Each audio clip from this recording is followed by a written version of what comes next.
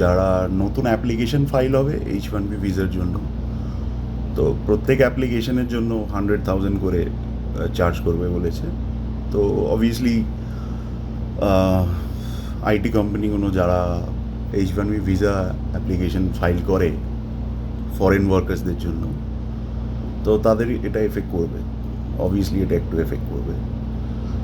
আর যারা আপনার United স্টেটসে student ভিসায় আসে, F1 ভিসায় আসে, তো তাদের F1 থেকে ওপিটি ওরা পায় এবং তারা চাকরি করে এখানে অনেক কোম্পানিতে।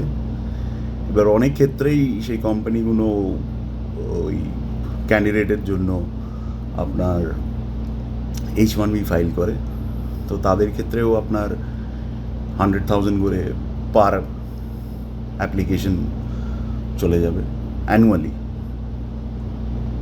আবার ধরুন যারা অলরেডি এখানে H1B যাদের ভিসা আছে, তাদের ক্ষেত্রেও তারা যখন ভিসাটাকে রিনিউ করার জন্য অ্যাপ্লিকেশন দেবে, তাদের ক্ষেত্রেও এই 100,000টা অ্যাপ্লিকেবল হবে।